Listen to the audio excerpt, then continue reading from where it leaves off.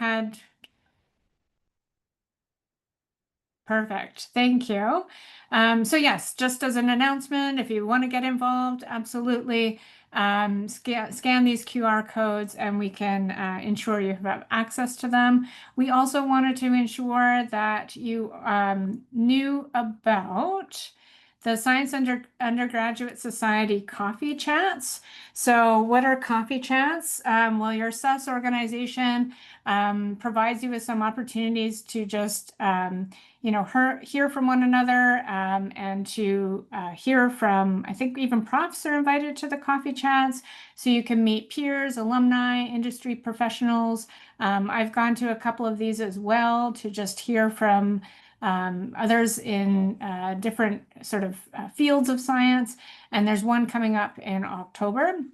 And it's all about getting into research. So this might be something of interest to you as well. So if you want to learn more, I'll just leave this QR code up for a moment if you'd like to gain access to it.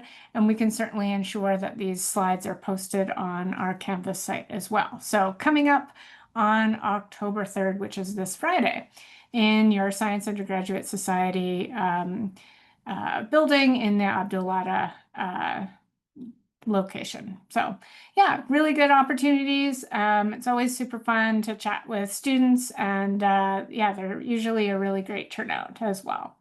So I'm going to actually stop my screen share. And Callista, if you wanted to go ahead and do your screen share, oops, sorry about that. Go ahead. And then we'll just do a brief introduction as well. Sure. You can see my screen now. Yeah, that looks great. Amazing. Okay, so thanks everyone for joining us. It's great to see folks joining us live for our first kind of live talk for Sci113 Speaker Series this year. So it's really great to see you all joining us.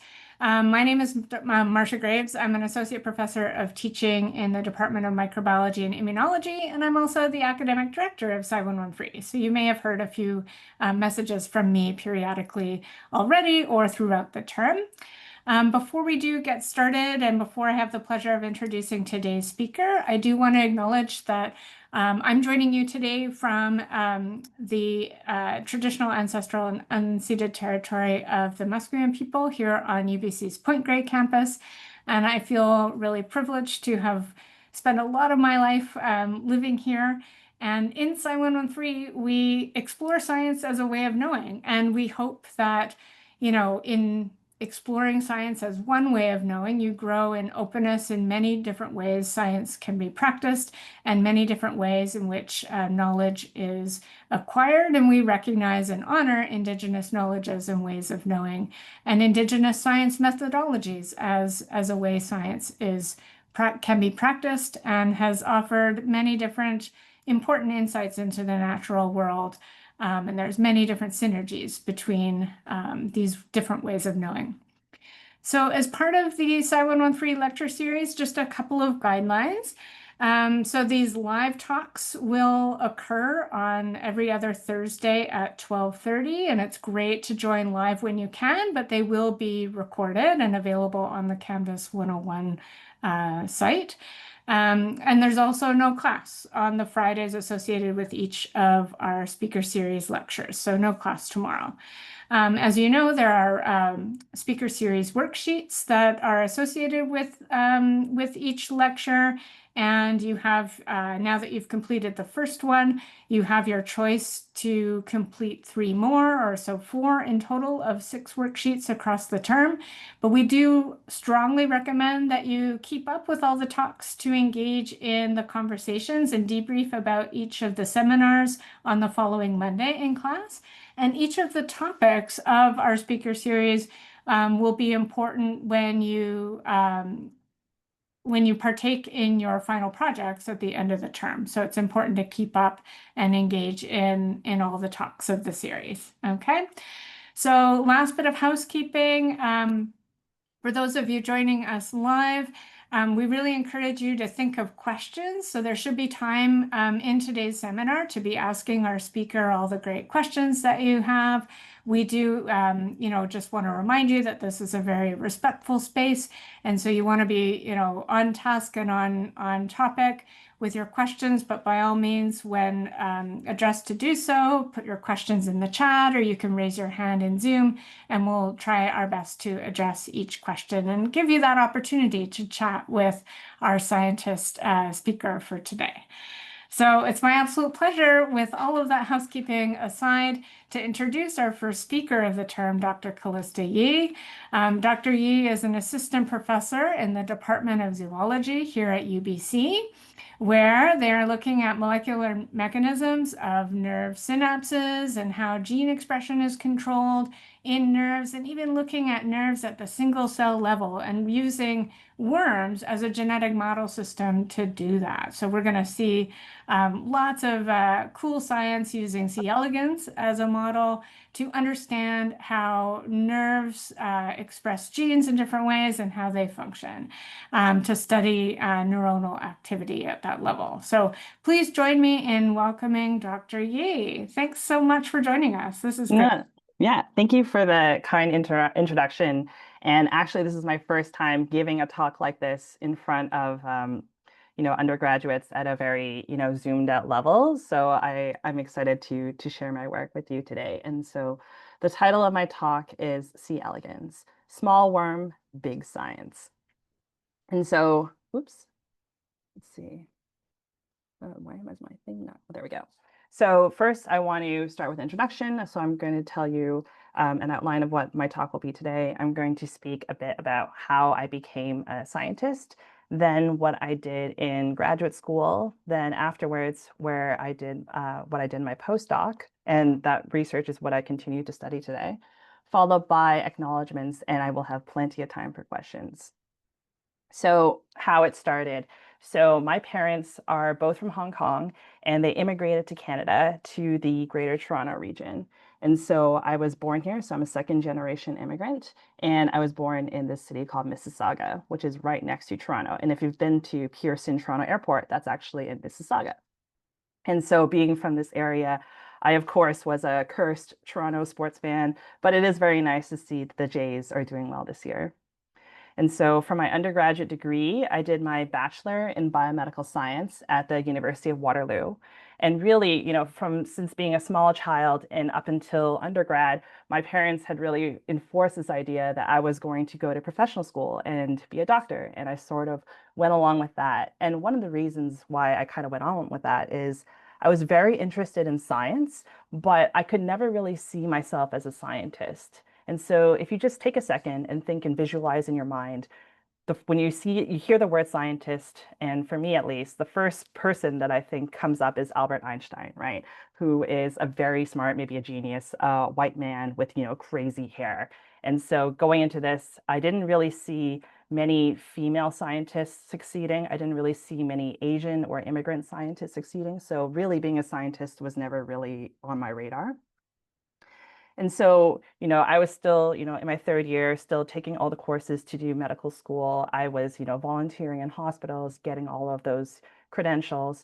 And then came my second term in my third year, where I took a course called developmental biology. And this course actually completely changed my trajectory. So as we all know, animals and plants are complex, and they're composed of many cells. And so we all begin as a single cell embryo, and this single cell will divide into 2 cells, to 4 cells, to 8 cells, etc., and eventually give rise to a complex organism. And what's fascinating is that beyond just these cell divisions happening, all of these cells are gaining a specific identity and eventually contributing to things like organs, so that when we come out after being fully developed, we're a functional organism. And inside all of us, if we just think about our internal organs, we have things like our nervous system, the circulatory system, our kidneys, our bones. All of these cells actually have the same DNA, but they can function and look very differently. And so what can we learn about developmental biology, or what can we learn from? Well, we can learn what do we need to build a functioning system or a tissue. And so the analogy that I like to use actually is Lego. So here we have this wonderful spaceship structure here, built from maybe hundreds of different pieces here. And so what we can look at is how all these different individual pieces, but how do we know how to assemble them together to make this wonderful structure? Of course, if you've done Lego, you know that the booklet of instructions comes with the set. But when we think about our system, our humans or even animals, we don't have this booklet and we don't really know exactly what are all the pieces that go into assembling the structure. So developmental biology asks, what are the cells in a given structure? How do the cells get their identity? And what do those cells do? But more importantly, when it comes to instructions, what are the steps to build the structure? And what are the genes that control this process? And for those who have built Legos before, you'll know that with these instructions, it might not be so obvious that the first initial steps are in order to build something like this. But slowly, as you get down to the final steps, then you see the structure coming together. So developmental biology aims to address this question about understanding the steps required to build a very complicated structure. And I think to really appreciate developmental biology, I want to show you some examples of it.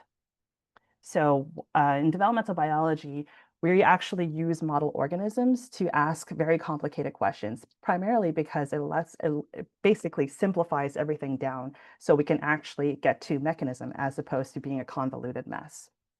And so one of the organisms that researchers use is the fruit fly, Drosophila melanogaster. And here, this is an image of an Drosophila embryo, and here is the adult fly. And what I want you to notice is that their regions of this embryo are color-coded. So this pink region at the top is the head, and you can see that corresponds here to the adult fly. But also there are these small little segments, T1, T2, T3, as well as A1 to A8. So these are all individual segments. And each segment has a specific identity and gives rise to a different structure. For example, T1 here gives rise to that forearm, whereas T2 gives rise to this like beautiful wing structure. And so the early developmental biologists noticed that these segments existed, and actually all higher animals use similar repeating units and spatial organization, meaning this is a great model to study how this organization can be established. And so the question that developmental biologists had are what are the genes required to specify this segment identity? And so to figure out what the genes are required for this process, they did something called a forward genetic screen. And so in forward genetic screens, what you do is that you first induce random mutations in the genome. Then you look for mutants with a phenotype. So in this case, if I wanted to find genes required for segment identity, maybe I would be looking for flies that have either no arms or no wings, or maybe actually have more than one set of wings because the identity of these segments has been disrupted. Then once you find your mutants, we can map them using genetics and characterize the genes. And by characterize genes, what I mean is that we can figure out where is the gene expressed, when is it expressed, and at the molecular level, what is the protein doing? And so many years ago, people have done this screen looking for genes involved in segment identity, and they've pulled out many mutants. So first, I want to show you, this is the wild type embryo. So this is the control. This is the same image here. It's just rotated slightly. So this is the head, and these are the segments. And one of the mutants they got from the screen is actually called hedgehog. And so geneticists, in particular Drosophila geneticists, will name genes based on the phenotypes that they saw. And so when you look at this mutant, what you can see is that it's really, really short. And you see how there's all these little white dots here. Those white dots are actually these really spiky projections called denticles. And so the researchers, when they found this mutant, they noticed that they had this really squished embryo with a spikiness, and that to them seemed like a hedgehog. And that's why the gene is now named hedgehog. And from these screens, they identified about 14 other genes required for this segment identity and actually won the Nobel Prize for this work on embryonic patterning. And so you're wondering, you're studying this in flies, but is this even conserved in humans? And the answer is yes. So in flies, the gene is called hedgehog, but in vertebrates, there are 3 hedgehog genes. 2 of them were named actually after existing hedgehog species. So these are real animals. And the last one, you guessed it, was named after the video game character Sonic Hedgehog. So it's kind of fun to think about that in all of our cells, we have a gene called Sonic Hedgehog. And so I was learning this and I was completely mind blown. The idea of developmental biology, you could just solve these unsolved questions using genetics. And so when I was deep diving into it as an undergrad, I found other examples of really cool gene names. And so if you remember, I said that the genes are named after the phenotypes. And so this gene here, Tin Man, it actually results in flies. If a mutation in this gene results in flies that have defects in heart formation. So if you remember Wizard of Oz, the character Tin Man does not have a heart. Grim and Reaper, these are two genes involved in cell death. Ken and Barbie is a single gene, which results in flies having no external genitalia, kind of like the dolls.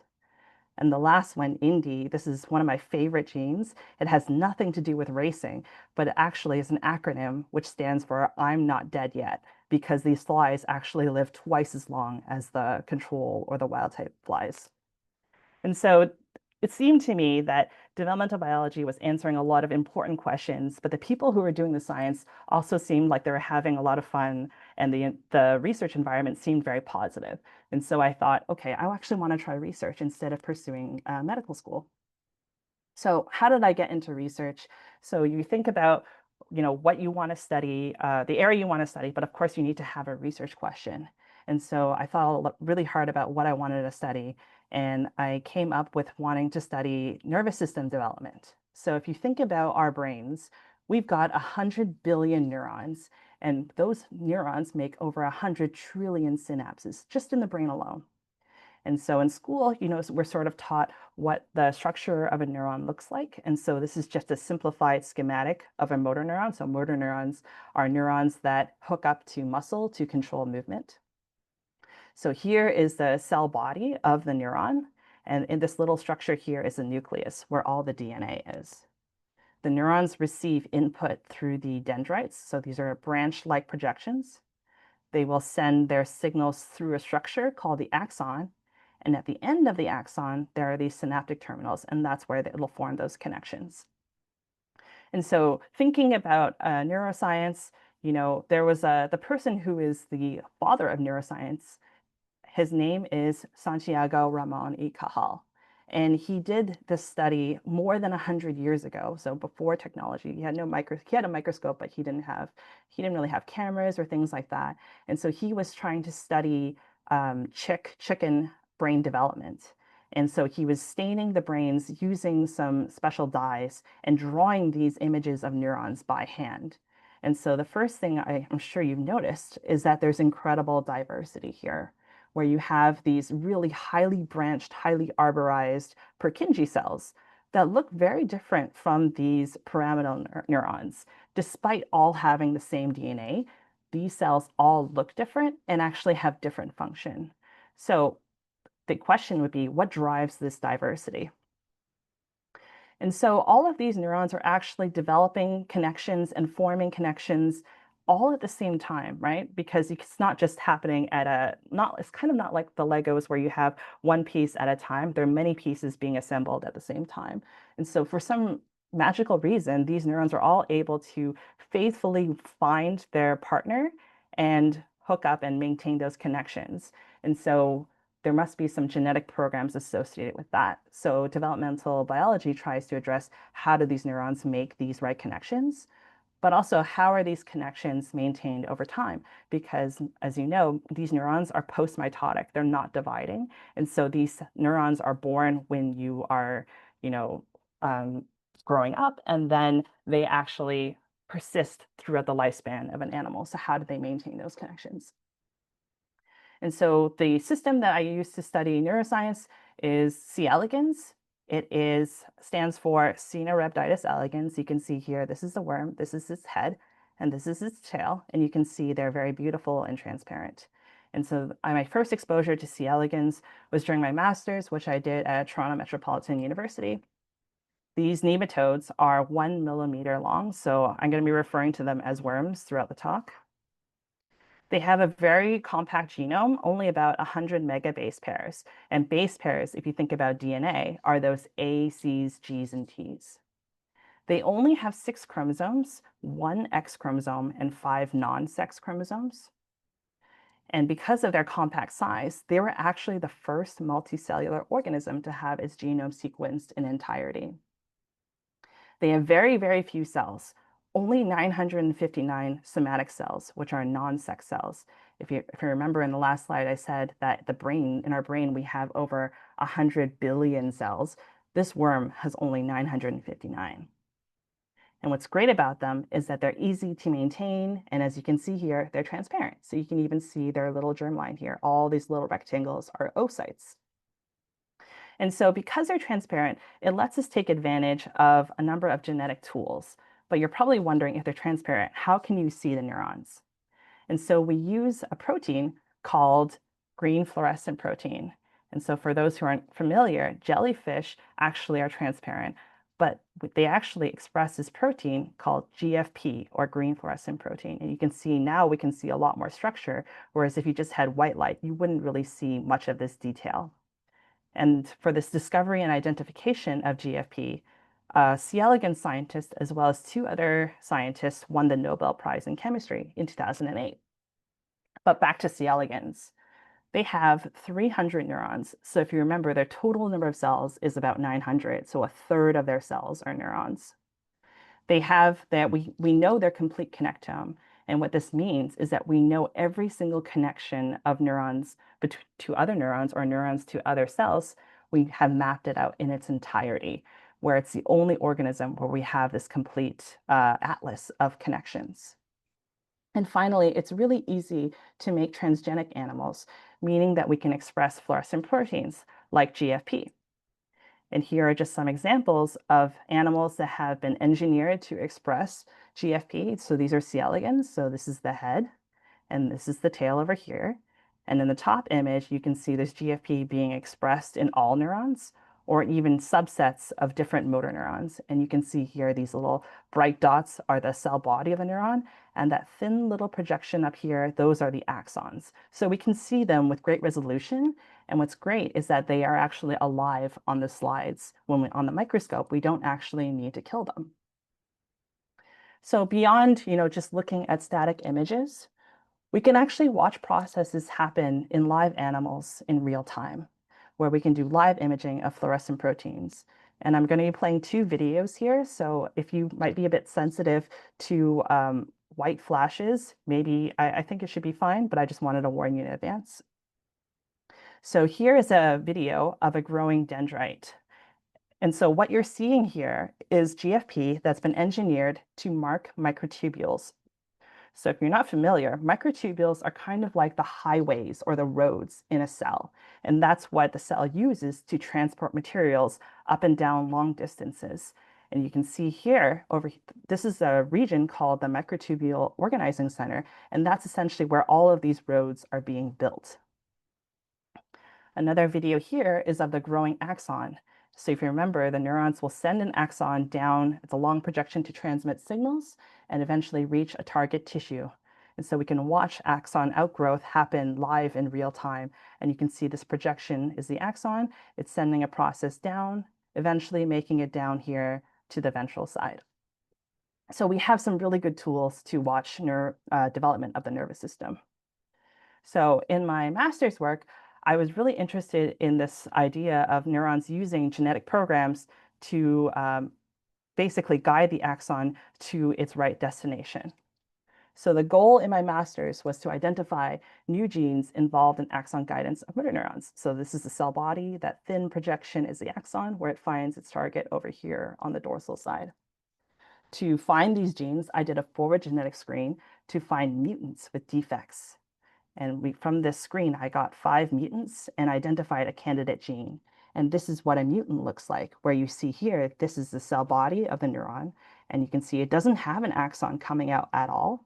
Whereas in these other 2 neurons, they do seem to have an axon coming out, but you can see they sort of branch and fuse together instead of having this nice separation. And so this is my first taste of developmental biology and working with C. elegans, and I absolutely loved it. And so for my PhD, I did something completely different, and I wanted to study aging. And so I did this at McGill University in Montreal. And so previously, people have done forward genetic screens and found lots of long-lived mutants because they were interested in aging. And so the wild type or the control worms, they live about 17 to 20 days, whereas long-lived mutants can live 1 to 3 months. And so a really, really long time. So mutations that affect the mitochondrial electron transport chain can increase free radical production. And so free radicals are unpaired valence electrons, and they lead to reactive oxygen species. And so reactive oxygen species are thought to be extremely harmful and can cause damage to proteins, lipids, and DNA. And this idea sort of led to the free radical theory of aging, where as we age over time, we accumulate this damage, and then reactive oxygen species will eventually create a vicious cycle where you accumulate more and more and more damage, and then you can age rapidly. And I'm sure you've all heard that antioxidants are good for you, and this is the reason. Antioxidants are thought to quench those reactive oxygen species. So I have a little exercise for you. So there is a gene called ISP1, which is iron sulfur protein 1, which is part of the electron transport chain. And I want you to predict, if you have a mild mutation in ISP1, what would the lifespan look like based on this information? Would they live shorter? Would they not be viable, or would they even live longer? So many of you probably thought that they would live shorter, but actually what we find is that weak mutations in ISP1 can actually dramatically extend the lifespan of these animals. So in the black line here, this is the control. So percent survival is on the y-axis and days is on the x-axis. So wild type worms, they only live about 17 to 20 days, but these worms that have mutations in this gene can actually live much, much longer. And if we treat these worms, these long-lived worms, with antioxidants, we can actually abolish this extended lifespan phenotype. So in my PhD, I really wanted to figure out, how do these reactive oxygen species act as a beneficial pro-longevity signal? And to do this, instead of a forward genetic screen, I did a reverse genetic screen, where you basically test known candidates to see if they're required for a particular phenotype. And so the results were, I discovered a genetic pathway required for this signaling. And this is what the graph looks like. So wild type worms in black, you live a regular lifespan. The red animals live much, much longer. But then when you have a mutation in this gene called SED4, you can actually reduce this extended lifespan effect significantly. So just to sort of recap where my graduate studies had taken me, is that here is our image of the neuron. My master's was trying to understand how axons find their targets. My PhD was trying to understand, how do cells age healthily? And for my postdoc at Stanford, I wanted to ask now, how do we build synapses? And so before I dive into this, I want to just give you a crash course on what do I mean by synapse. So a synapse is a very beautiful, very complicated structure, actually, and it consists of three main parts. First, you have a presynapse. So this belongs to the cell, for example, like the one I'm showing here. A postsynapse, so this is not pictured here. It would probably be another cell, for example, a muscle cell or another neuron. And in between these two neurons or two cells, there's something called the synaptic cleft. And one key part of the presynapse is this region here called the active zone. And this is where synaptic vesicles are docking.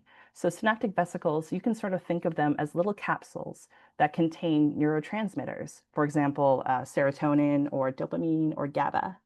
And so they're all docking here at this active zone. So when it's time for the neuron to fire and send signals to the other cell, these little capsules will release the neurotransmitter into that synaptic cleft, where the other cell can receive that signal and then get that information. So people have done a lot of work, figuring out, what the synapse looks like, but what about what's inside the synapse? And so using a technique called mass spectrometry decay labeling, people have found out that these synapses are actually protein-rich machines. They're filled with hundreds of different proteins, which function in very different categories, such as proteins involved in cell adhesion to make sure that these connections are maintained, proteins involved in synaptic vesicle cycle. Remember those capsules that are generating the neurotransmitter and releasing the transmitters, and also structural proteins. And what I want you to appreciate from this diagram is that all of these proteins have different colors, and the colors refers to their half-life, the protein half-life here. So half-life is the time it takes for the protein to be reduced by 50%. And so all of these proteins have different half-lives, but we know in neurodegenerative diseases, like in Parkinson's and Alzheimer's, that actually synaptic dysfunction can arise when you have misregulation of these levels. So keeping the optimal levels is extremely important. And so that raises two questions, right? It raises the question, well, if you need to have these optimal levels, maybe there's genetic mechanisms that are required to keep them at the optimal levels.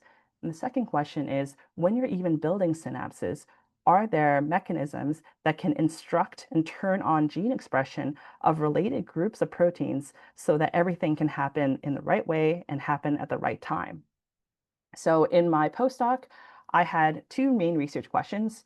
First are what are the mechanisms that can instruct synapse formation at the level of gene expression? But more importantly, if we zoom out and go back to that image by Ramon y Cajal, remember how the nervous system is such a diverse place, and all of these cells look very differently, meaning that all of the proteins at their synapses are probably different too. So what are the genetic mechanisms that can tailor cell-specific synapse formation programs? So before I get into what synaptic gene expression is, a little bit refresher on the central dogma. So in the central dogma, we know that DNA through transcription can become RNA, and then RNA through translation becomes protein. And with this logic, we can also apply it to synaptic genes, where synaptic genes, which are DNA, can be transcribed into synaptic mRNAs, which then can be translated to give rise to synaptic proteins. And so I'm interested in here, the step of transcription, because I'm interested in gene expression. And we know that transcription is executed by specialized groups of proteins called transcription factors. And what they do is that they can recognize specific DNA sequences, which we will call sites. And so if you think about what controls synaptic gene expression, a lot of our research actually comes from model organisms, where some C. elegans researchers and others have figured out there are two main groups of transcription factors that can execute synaptic gene expression. The first group are these neuronal identity transcription factors. So these are transcription factors expressed in subsets of neurons. And what they control is neurotransmitter phenotype. And what I mean by that is that it specifies identity of the neurotransmitter it uses. For example, some neurons will use dopamine as a neurotransmitter, whereas others will use serotonin. The other set of transcription factors are expressed in every single neuron, and these are pan-neuronal transcription factors. And what they control is expression of functional components of the synapse, for example, synaptic vesicle machinery.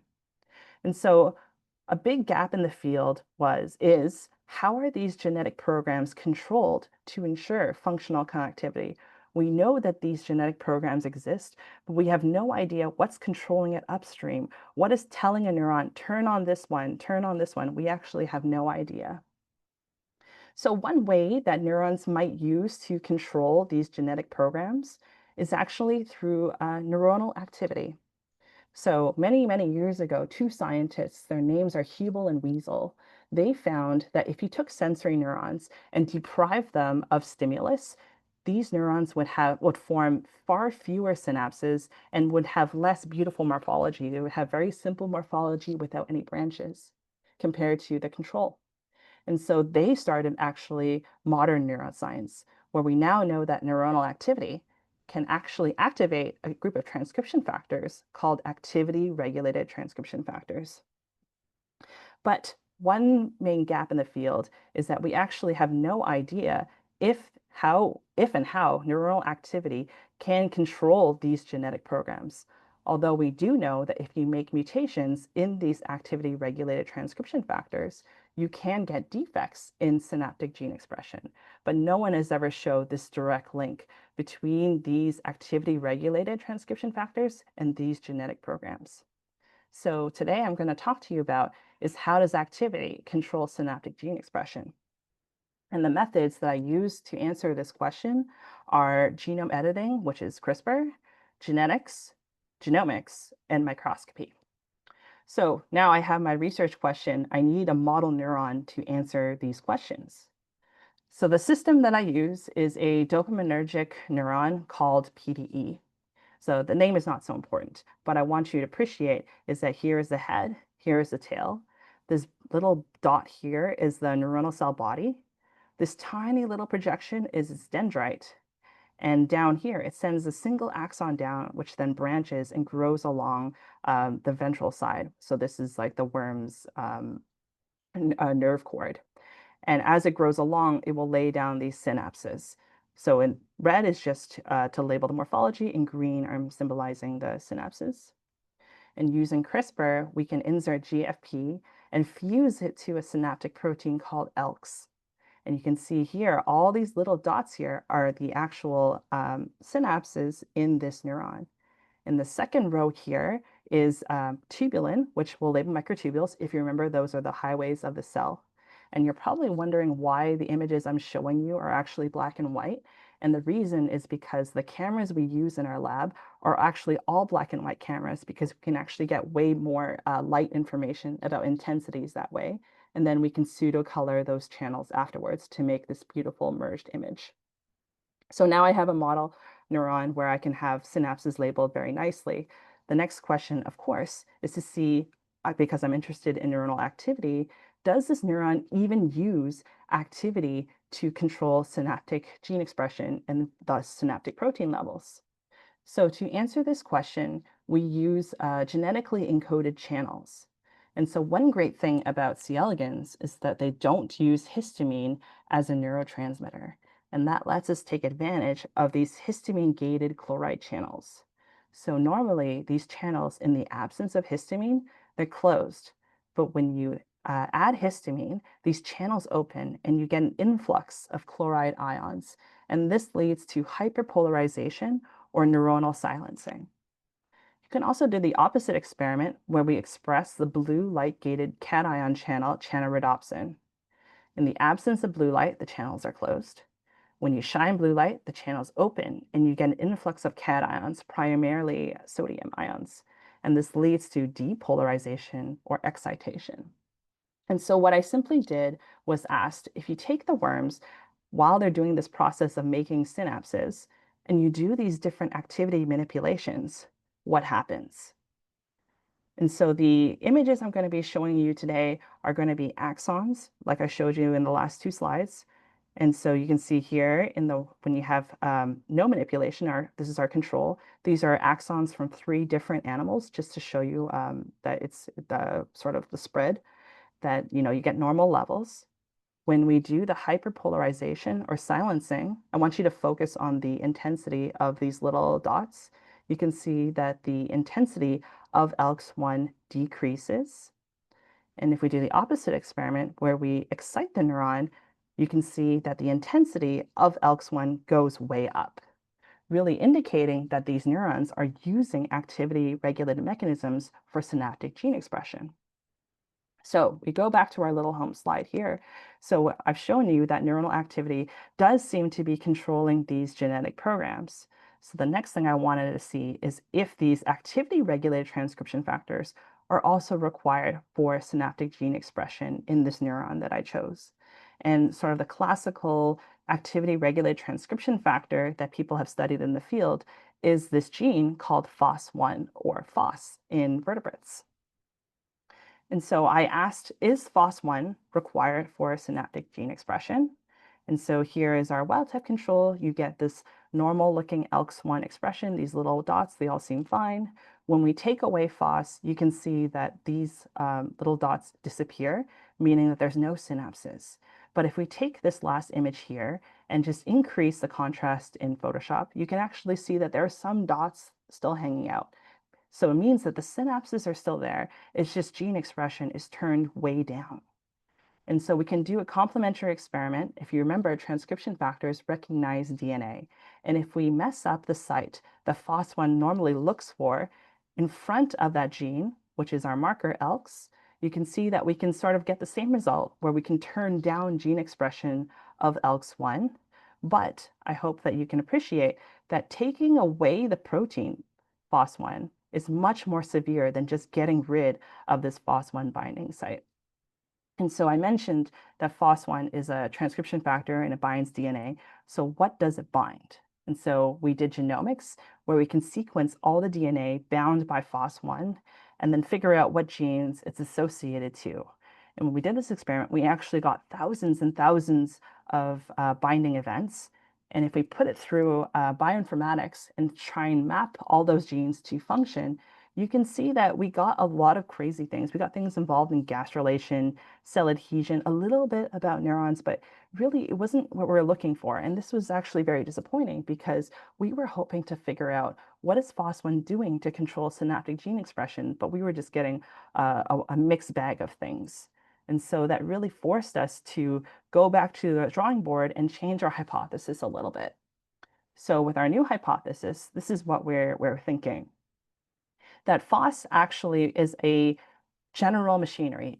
These are these activity regulated transcription factors. And I didn't mention it before, but FOS has been found to be implicated in many, many processes, for example, in cell growth, in cell cycle, cell migration. And so FOS is wearing so many hats, but for some reason, something is telling it to specifically activate synaptic gene expression.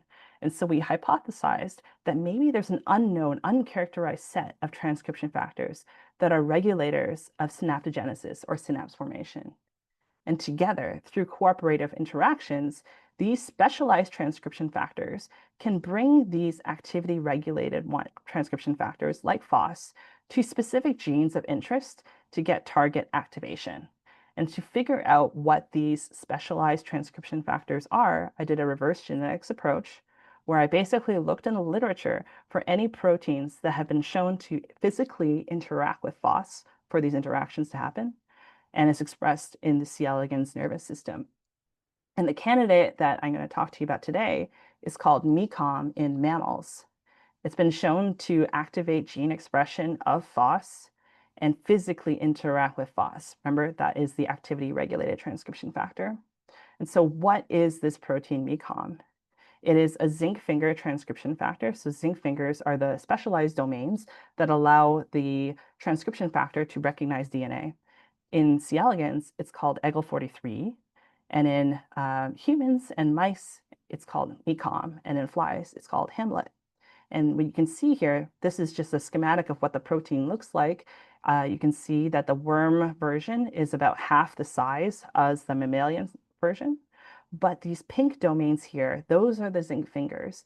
And between worms and humans, we actually have about 80% conservation between them. So they're very, very, very similar, meaning this is a great way to study MECOM, but using its C. elegans as a model organism.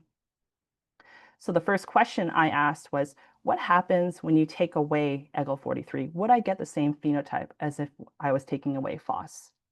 And so in the wild type, you get these very beautiful synapses labeling the entire axon.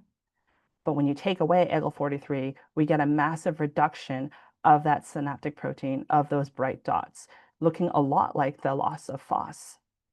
And so because it is a transcription factor, I wanted to next understand what does it bind. So we did genomics where we sequenced all the DNA bound by this transcription factor, and I got about 955 genes. So this is way less than when I did this experiment with FOS, where I got thousands and thousands. And if we take all of those genes, do bioinformatics, and figure out what the function of those genes are, you can see now we're seeing a lot of terms involved in nervous system development, things involved in the synapse. And this is exactly what we were looking for. But if we go into the identity of these genes and see what actually they are, we actually can find there are key synaptic genes in this pool. There are things involved in dopaminergic identity, as well as the activity regulated transcription factors like FOS. But what was really exciting to me is that we actually found genes that encoded for neuronal identity transcription factors and pan-neuronal identity transcription factors. And if you remember, back here on our home slide, these are the genetic programs that can instruct synaptic gene expression. And so today, what I've shown you is that neuronal activity can trigger expression of these activity-regulated transcription factors, for example, FOS. And through EGL43, it can control these genetic programs. So with that, I want to just summarize what I told you today is that developmental biology is an awesome field to study, that the C. elegans system is extremely powerful to study development of the nervous system, and I discovered a novel genetic mechanism that neurons use to control synaptic gene expression. And because I really enjoy Drosophila names, I just wanted to tell you what the Drosophila versions of the genes that I talked to you about.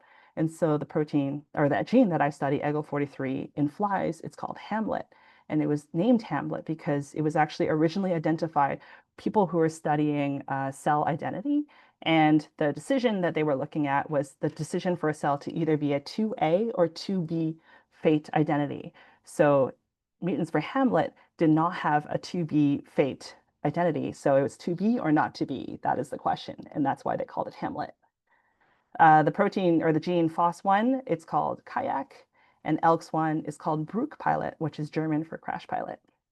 And so with that, I just want to summarize by thanking everyone in my lab at Stanford, the funding sources, my advisors throughout the year, and you for your time. And I'm happy to take any questions. Thank you.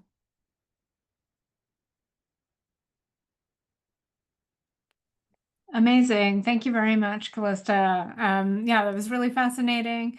And yeah, it's funny, one of my first questions was, why is it called Hamlet? So I'm glad you Yeah, were yeah, able yeah. to end on that. The to be or not to be was It's funny, right? Yeah, so funny. I mean, Drosophila geneticists are the best at naming genes for sure. yeah. Okay, well, with that, we have plenty of time for questions, so we'll give it some time for you all to think of your questions and feel free to put them in the chat. And we'll make sure to get to all of them, or you're welcome to raise your hand in Zoom and chat directly to Dr. Yi.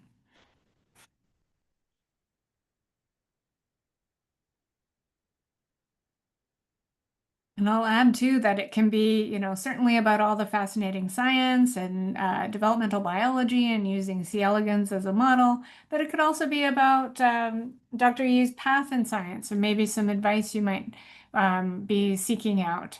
So, Yeah.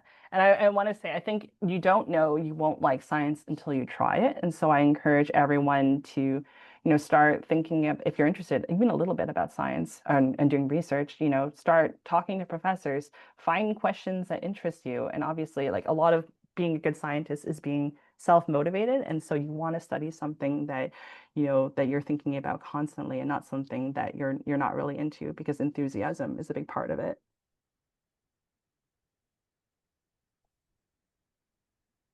yeah, Avery, go ahead. Yeah, I just had a question. So how exactly do like genetic programs, um, and like I mean like when you said neuronal identity and Mhm. pan-neuronal stuff, how does that like what does that manifest as? Like what does that mean, genetic programs? Yeah. So if you think about, how I said that every single cell has the same DNA. And so it's the genetic programs that say, hey, you're going to be a Purkinje cell. You're going to be a dopaminergic cell. You're going to be this, you're going to be that. And so the genetic programs are sort of those hidden instructions that can tell every cell what to become and what to do. And so when we have mutations in those genetic programs, you can imagine we're not going to get a functional nervous system in this case. We're going to have defects in growing, defects in signaling, defects, all sorts of defects. Okay, thank you so much. Thank you. Yeah, it's a great question. And it kind of relates to Nolan's question in the chat, which is how does the activity of the neurons interact with what you talked about for neuronal identity, i.e., does activity influence function? So kind Mm. of what you were saying there, but yeah, maybe you could expand. Yeah, so there's two kinds of activity. There's intrinsic spontaneous activity, and then there's sensory, for example, driven activity. And so the neuron just being alive, there is some intrinsic activity happening there. But we know, for example, like I guess when you are becoming good at, let's say, practicing like typing or becoming good at a musical instrument, what you're doing is that gaining that aptitude, you're actually strengthening your synaptic connections and that memory, even just forming memory or speaking language and those things, all of those events are actually your synapses being remodeled through activity.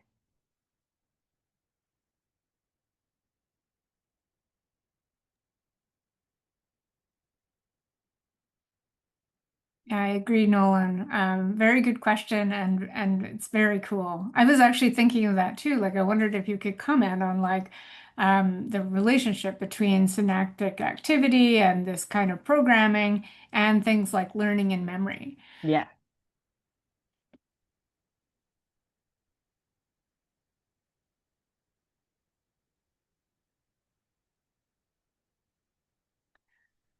I had a kind of, oh, Julia's got a question.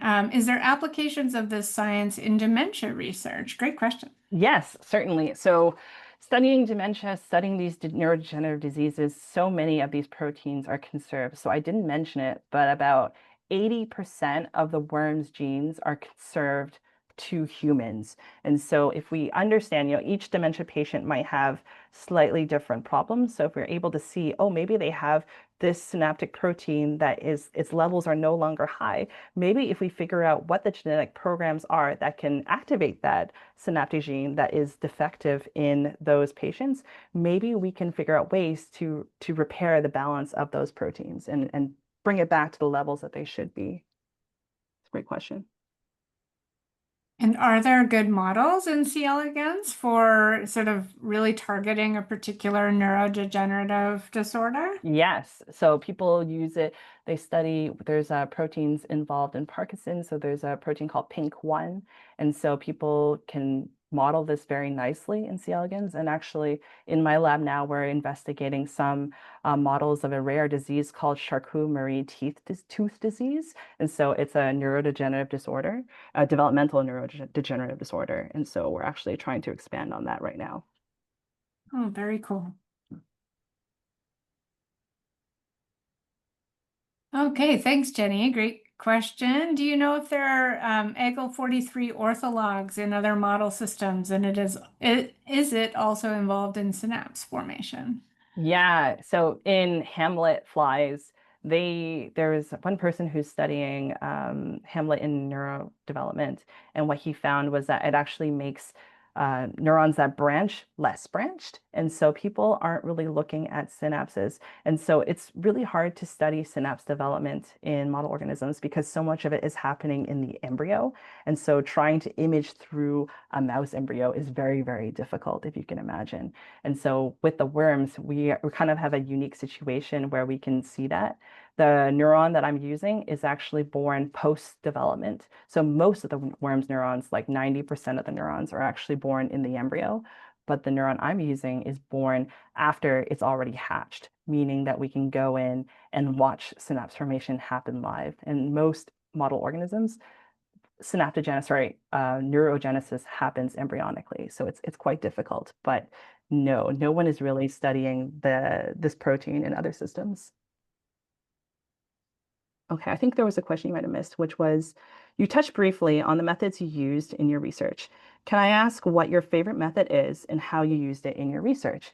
I think the favorite method is genetics, actually watching Mendelian genetics happen live. Mendelian genetics, when he had those experiments with the corn with the peas, like is it smooth or is it rough? And seeing, the 25% wild type, 50% heterozygous, 25% homozygous, like that mutation, or sorry, that allele segregation happening live when I'm doing these experiments with the worms is just like crazy to me. Like I just like it's so faithful. Genetics is so faithful and it is your friend. And so I think of all of the genetic techniques, or all of the molecular techniques I've used, it has rewarded me the most. But also CRISPR has really changed the way I've been doing research. And so it unlocks a whole new level of biology where we can go in and make mutations anywhere we want in the genome, essentially, and ask what happens. And so I didn't show it today, but I actually found that if you make a single base pair mutation, I can dramatically increase the levels of that transcription factor EGL43, and then I can get massive increases in synaptic protein expression just by changing a single letter from, I think it was a T to a G. I had this massive increase, and that is something that was not possible if we did not have CRISPR. Yeah, thanks. Sorry about that, Megan. I missed your question, but a really great question. And then Nolan's got a question, a follow-up in the chat. During development, how much of the organization of the nervous system is driven by pre-existing genetic code versus environmentally dependent molecular pathways? Great question. Yeah, so I would say most of the like axon guidance is happening during development and it is pre-programmed. And because neurons are post-mitotic, they're not dividing again and again. They whatever you got, that's what you have. And so what we're thinking more is that the synaptic organization can neuroscientists use the term plasticity. And so by plasticity, we mean that we can bend and shape and we can strengthen connections and de-strengthen or weaken connections. And so most of the organization is established, through genetic code. But like for the example of Hubel and Weasel, where they took animals and then, deprived their eyes of light, they saw that the connections, they still made a few connections, but not many connections at all. And so a lot of that was environmentally dependent too. Very cool. And then Otto's question in the chat, correct me if I misunderstood, but you had to use specific types of ion channels to manipulate the transcription factors. Is that right? And if so, do iron channels in humans come as a significant barrier to applying this in humans? Right. So the ion channels that I used were more to trigger activity. And so I wasn't really using them to manipulate transcription factors. I was more saying to the neuron, hey, I'm going to change the activity, and then you can decide what you want to do with this. And the neurons decided to either upregulate or downregulate those activity regulated transcription factors.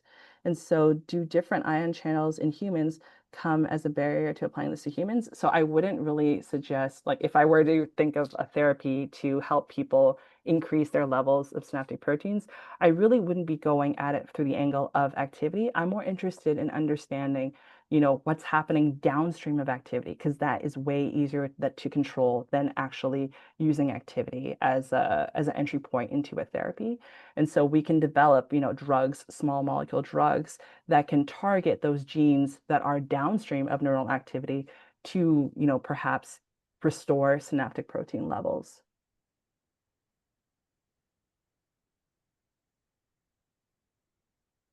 Yeah, great question. And that's kind of the beauty of C. elegans. It's kind of the simple system where it's probably more straightforward to trigger the activity, and then you can study the downstream effects. True. Yeah. But a lot of the tools that I'm using, people are using similar tools also in a much more complicated model. For example, in mice, they will use the same blue light gated ion channels to activate neurons in the mouse brain. And what they do is they actually have these tiny little microscopes that they mount onto the heads of the microscope to deliver that blue light at the right place and at the right time. Oh, wow. And Romina has a follow-up. So in other words, can we say that activity-regulated transcription factors are required for synaptic gene expression in PDE? Yes, but I thought you're not supposed to ask worksheet questions. No, I'm just kidding.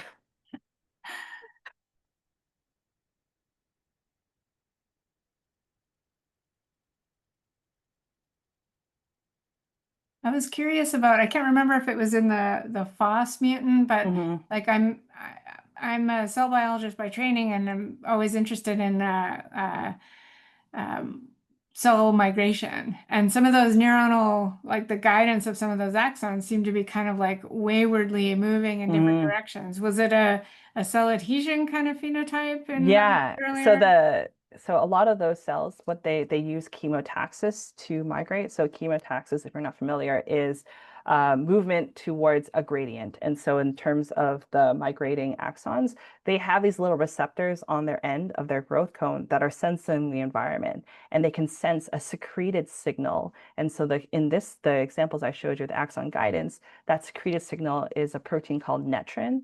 And so the receptors on the growth cone of the neuron are like want to grow towards the high concentration of that secreted signal. Very cool. That makes sense for a FOS, like some of the things that are downstream of FOS Right. transcription. Yeah, very cool. Any other questions from the audience?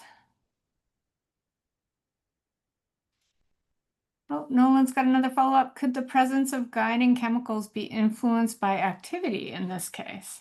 Ah, I see. I think that is a difficult question, and I actually don't know the answer. Like, is natrin or these guiding molecules, is their expression gated by activity? I want to say no, but I have no evidence for that. But the receptors that sense the guiding signal are definitely regulated by activity. And so that's another way that neurons can tune their responses to things. And so by the receptors, not necessarily the signals. And Avery's got a good question from the sort of technique standpoint. Yeah. How exactly do you mutate the worm? Mm. Yeah. Yeah, so the to remove FOS, so actually strong, like a null allele where you completely remove FOS, they are embryonic lethal. They are dead as heck. And so we need to use some special protein degradation tricks to remove FOS. So we actually do this post-development. We have some ways that we can do it, but basically we add a small little tag using CRISPR onto the FOS gene. And so the FOS protein will have a small little peptide that has the signal encodes for something called a degron tag. And then depending on a drug that we give to the worms, that degron tag will flag that protein for degradation by a structure called the proteasome. So the proteasome, if you think about it, it's like a big garbage compactor where it just chops up proteins that have been flagged for disposal. And so using that little we can that small little peptide tag, we can exploit the proteasome machinery and chop up the FOS protein. And so we did that using CRISPR. And so, for both FOS and EGL43, because both genetic alleles for those genes are embryonic lethal. Yeah, it's so cool, all the different like genetic manipulations that can be done nowadays. It's very cool. Yeah.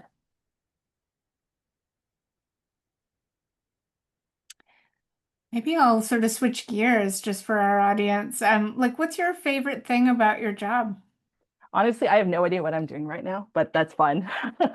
I think the favorite part of being a scientist is discovery and asking questions that no one has asked before. And also you become the world expert on whatever you're studying. And I think that it's really fun.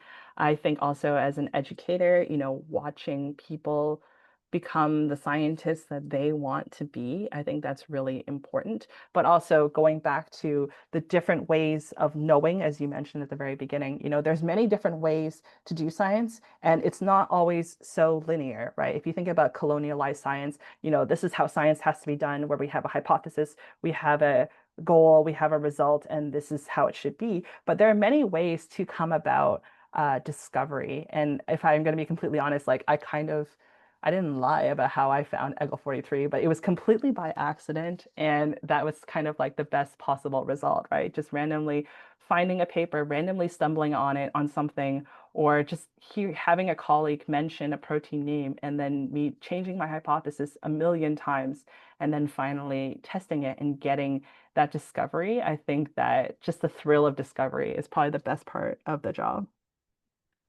Yeah, thanks. I love that, you mentioned that maybe how we tell our story in science may be different than sort of how it unfolded in real Yeah. life. And that science, I think if we could impart this on our young scientist audience, is the serendipity that Hmm. happens, like that there is just some little moments, unexpected moments that can lead you in new directions. So, yeah, it's not always, like you say, this linear thing that No, we're marching yeah. towards as though we know what we're doing. I had no idea what I was doing for most of the time I was doing science. I was just trying new things.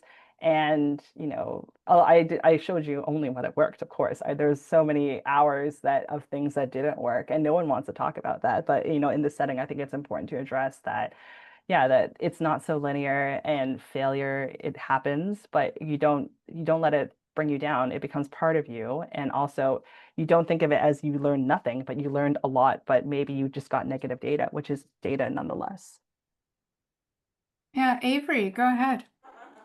Going back to some of the imaging Hmm. analyzed in your research, remember the layered images of the highway in the worm? Hmm. What exactly did that show, like the highway?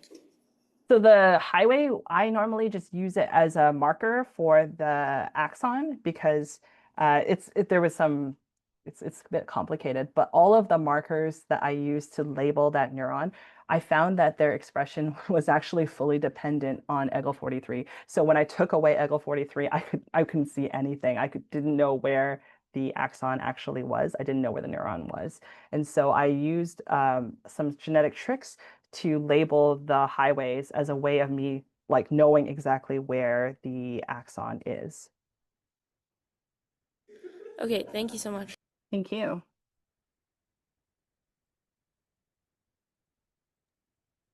Any other questions from the audience?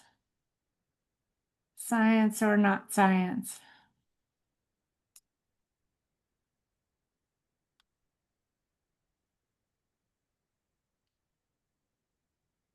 Well, maybe we'll end. I have one more question. If you could give some advice for our Hmm. first year students. I know you mentioned like, oh, it's good to try research or, but, any other general advice for our first year science students? I think you should not be discouraged if you are disinterested in some of the things that you're learning. I think that, you don't know what you like until you find it, and it's okay to not like all aspects of science. And so, in my first year courses, I took some things that I probably shouldn't have, but like I still learned in the end. What it did was it trained me on exactly how to think like a scientist, how to analyze data. Don't think of it as a negative experience. And so I didn't even know I wanted to study what I'm studying now until almost like when I had graduated, right? And so it's okay to change your trajectory and try and learn as many things as you can until you find that thing that really, sparks excitement in you. That's a great place to end. Well, please join me in thanking Dr. Callista Yee for a fabulous first seminar of our lecture series this year. So thanks so much. I really appreciate it. Thank you. All right, take care. Yeah, thank you. Thanks, everyone.